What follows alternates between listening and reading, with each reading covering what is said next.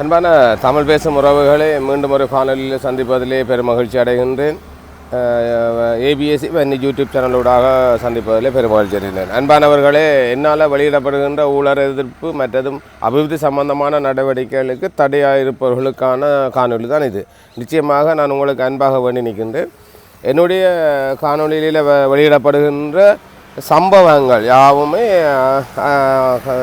அலசி ஆராயப்பட்ட பின்னர் தான் அதை நாங்கள் வெளியில் தகவலாக வெளியில் விடுறோம். நாங்கள் ஏனென்று சொன்னால் நாங்கள் பேர்கள் வெளியில் விடுறதில்லை. நிச்சயமாகவே என்னால் நான் பேரோ எந்த இடமோ எந்த ஊரோடு நான் வெளியில் விடுறதில்லை. ஏன்னு சொன்னால் பலர் நண்பர்கள் என்னோடு இருக்கிறீங்க. அப்போ நாங்கள் உங்களுடைய மனங்களை பாதிக்காத வகையில் செயற்பட்டு கொண்டு தான் இருக்கின்றோம். அதாவது உங்களோட பேர் வளங்களால் நாங்கள் வெளியில் விடுவது குறைவு.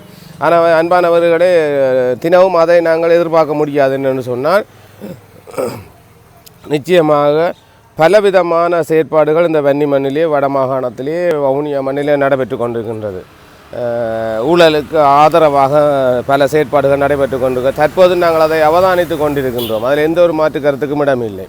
அன்பான தமிழ் பேசும் உறவுகளே, பல பாடசாலைகளை நாங்கள் விட்டு நோக்குகின்ற போது பல பாடசாலைகளிலே அதிபர் ஆசிரியர்களுக்கு இடையில் ஏற்படுகின்ற தகராறுகள், முரண்பாடுகள், அவர்களுக்கு இடையிலே காணப்படுகின்ற குழுக்கள் ரீதியான செயற்பாடுகளால் பல பாடசாலை மாணவர்கள் பாதிக்கப்பட்டு கொண்டிருக்கின்றார்கள். பல ஆசிரியர்கள் தங்களுடைய கடமைகளை நான் கையெழுத்து வச்சா காணும், வகுப்பறையில் போய் இருந்தால் காணும் என்ற அளவுக்கு தங்களுடைய செயற்பாடுகளை செய்து கொண்டிருக்கின்றார்கள். இதே பாடசாலையில் பல மாணவர்கள் அவதானித்து பெற்றோருக்கு முறையிட்டிருக்கின்றார்கள். ஆனால் அந்த பெற்றோர்கள் ஆசிரியருடனோ அதிபருடனோ போய் சென்று கதைக்கிறதுக்கு பயப்படுகின்றார்கள். ஏன்னா தன்னுடைய பிள்ளை பாதிக்கப்பட்டுமோ, பின்னால் வார காலங்களிலே பழிவாங்கப்படுமோ என்ற இக்கட்டான சூழ்நிலை காணப்பட்டு கொண்டிருக்கின்றது. பல பாடங்களுக்குரிய ஆசிரியர்கள், பல பாட ஆசிரியர்கள் தங்களுடைய பிள்ளைகளுடைய கொப்பிகளை கவனிப்பது குறைவு, தொலைபேசி ஊடான உரையாடல்களை தான் கூடுதலான செயற்பாடுகளை செய்து கொண்டிருக்கின்றார்கள். அன்பான ஆசிரியர்களே, அதிபர்களே, உங்களுடைய கல்வி சமூகமே உங்களை அன்பாக நாங்கள் வேண்டி நிற்பது, எதிர்காலம் இந்த வடமாகாணத்திலேயோ அல்லது இலங்கையிலேயோ உலகத்திலேயோ கல்வி என்பது மிகவும் முக்கியமானது ஒன்று. கல்வியை தவிர வேறு என்பது போல நாங்கள் ஒரு இக்கட்டான சூழ்நிலையிலே வடமாகாணம் தள்ளப்பட்டிருக்கணும். வடமாகாணம் பல விதமான கல்வி வீழ்ச்சியை சந்தித்து கொண்டிருக்கின்றன. அதுக்கு உண்மையிலேயே கல்வி சமூகம் தான் ஒரு காரணமாக இருக்கிறது. கல்வி சமூகம் தங்களுடைய செயற்பாடுகளை, தங்களுடைய சேவைகளை செவ்வனை செய்தால் இவ்வாறான வீழ்ச்சிக்கு காரணம் வராது. ஆனால் ஒவ்வொருத்தருமே நீங்கள் அறிந்து பாருங்கள், ஒவ்வொருத்தரை குறை சொல்வதாக தான் காணப்படுகின்றது. அதிபர் ஆசிரியர் குறை சொல்வதும், அதிபரை குறை சொல்வதும், ஆசிரியர்கள் மாணவர்கள் குறை சொல்வதும், மாணவர்கள் ஆசிரியர் குறை சொல்வதும், மாணவர்கள் அதிபரை குறை, இவ்வாறான சுழற்சி முறை, பெற்றோர்கள் ஆசிரியரை குறை சொல்வது, இவ்வாறான ஒரு சுழற்சி முறையான செயற்பாடுகள் நடைபெற்று கொண்டிருப்பதை அவதானிக்கக்கூடியதாக இருக்கின்றது. அன்பான ஆசிரியர்களே, அதிபர்களே, பெற்றோர்களே, மாணவர்களே, உங்களை அன்பாக நாங்கள் வேண்டி நிற்பது, எங்களுடைய கல்வி சமூகம் வீணடைந்து போகாமல் இருப்பதற்கு அல்லது கீழே போகாமல் இருப்பதற்கு நீங்கள் சகலரும் ஒத்துழைப்பு வழங்க வேண்டும். அதாவது ஆசிரியர்கள் மிக அவதானமாக இருக்க வேண்டும். ஆசிரியர்கள் தங்களுடைய கற்பிக்கும் நேரங்களில் தொலைபேசி உரையாடலை கூடுதலாக பயன்படுத்திக் கொள்வதாக மாணவர்கள் வெளியிலே முறைப்பாடு செய்கின்றார்கள். பெற்றோரிடம் முறைப்பாடு செய்திருக்கின்றார்கள், செய்த வண்ணம் இருக்கின்றார்கள்.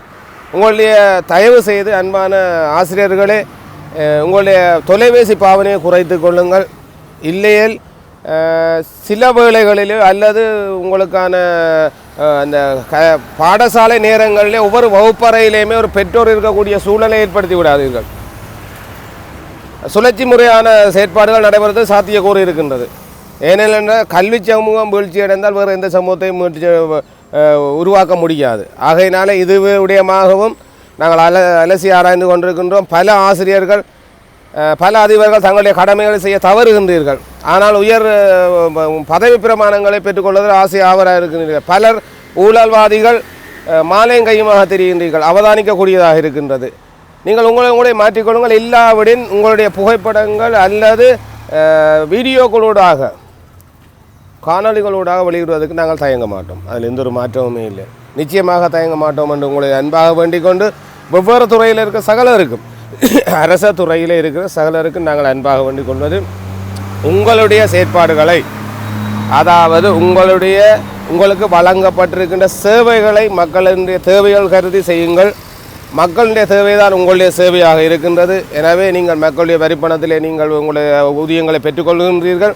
அந்த பெறப்பட ஊதியத்துக்கு ஏற்ற மாதிரி உங்களுடைய கடமைகளை செய்யுங்கள். இல்லையேல் நிச்சயமாக காணொலி ஊடாகவோ புகைப்படங்களூடாகவோ மக்கள் முன்னிலையில் காட்டிக் கொடுக்கப்படுவீர்கள் என்பதிலே நாங்கள் மிக தெளிவாக இருக்கின்றோம். நாங்கள் எதுக்கும் அஞ்ச போவதில்லை, அடிபணிய போவதும் இல்லை. ஊழலை ஒழிப்பதிலே மிக தெளிவாக நான் இருப்பேன், என்னோடு பேர்ந்தும் பலர் இருக்கின்றார்கள். நாங்கள் செயற்பட்டு கொண்டிருக்கணும். ஊழலை ஒழிப்பது தான் நம்முடைய நோக்கம், வேறு எந்த நோக்கமுமே இல்லை. அரசியலுக்கு அப்பால் அது வேறு விடயங்கள். நாங்கள் நிச்சயமாக எமது மாவட்டம், எமது வன்னி பிரதேசம், எமது மாகாணத்திலே ஊழலை ஒழிப்பதிலே 100% தயாராக இருப்போம். அதில் எந்த மாற்ற கருத்தும் இல்லை. நாங்கள் தற்போது கல்வி சமூகத்துக்கு தான் நாங்களுடைய அன்பான வேண்டுகோளை விடுக்கின்றோம். நாங்கள் அவதானித்த வகையிலே பல மாணவர்கள் பாதிக்கப்பட்டு கொண்டிருக்கின்றார்கள், பல பெற்றோர்கள் பாதிக்கப்பட்டு கொண்டிருக்கிறார்கள், வெளிப்படையாக சொல்ல தயங்குகின்றார்கள்.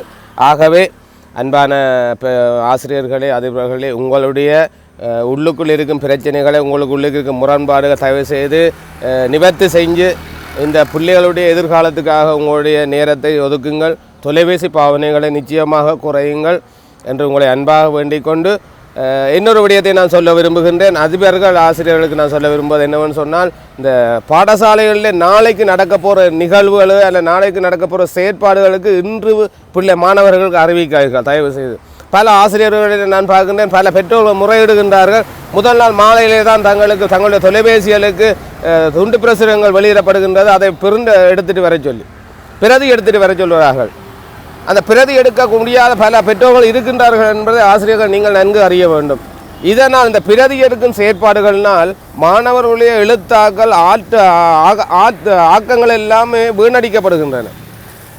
உங்களுக்காக ஆசிரியர் கையேடு வழங்கப்படுகின்றது. அந்த ஆசிரியர் கையேடு ஊடாகவாக செயற்படுங்கள் என்று உங்களை அன்பாக வேண்டிக் கொண்டு, அந்த ஆசிரியர் கையேடில் மிக தெளிவாக சொல்லப்பட்டிருக்கின்றது, மிக தெளிவான விடயங்கள் சொல்லப்பட்டிருக்கின்றது. நீங்கள் சகலருமே முதல் நாள் இரவு இல்லை முதல் நாள் பின்னர் தான் உங்களுடைய தொலைபேசி ஊடாக பெற்றோர்களுக்கு அனுப்புகின்றீர்கள். வாட்ஸ்அப் இலக்கம் ஊடாக பிரதி எடுத்துகிட்டு வாரன்ற உண்மையாகவே ஒரு பிழையான விடயம். அதை பெற்றோர்கள் பல ஆசிரியர்கள் நீங்கள் விளங்கிக் கொள்கின்றீர்கள் இல்லை. தயவு செய்து அந்த பிரதி எடுக்க முடியாத பெற்றோர்கள் பலர் உள்ளார்கள் என்பதை நீங்கள் மனதில் கொண்டு பிள்ளைகளுடைய ஆக்கத்திறனையும் எழுத்துத்திறனையும் ஊக்குவிக்கும் முகமாக உங்களுடைய செயற்பாடுகளை செய்யுமாறு உங்களை அன்பாக வேண்டிக் கொண்டு மீண்டும் மறுமுறை சொல்லுகின்றேன். எனது மாவட்டத்திலேயோ எனது ஊரிலேயோ அல்லது எனது மாகாணத்திலே எந்த ஒரு குற்றச்செயல்கள் நடைபெற்றாலும் ஊழல்கள் நடைபெற்றாலும் நிச்சயமாக நான் அதை புகைப்படமூடாகவோ வீடியோக்கோ வெளியிடுவேன். இதில் வார எந்த பிரச்சனைக்கும் நான் சந்திக்க தயாராக இருக்கின்றேன் என்று கூறிக்கொண்டு, ஊழலுக்கு நான் முற்றுமுழுதாக எதிரானவன் என்று கூறிக்கொண்டு உங்களிடமிருந்து விடைகின்றேன். மீண்டும் ஒரு யூடியூப் சேனலூடாக.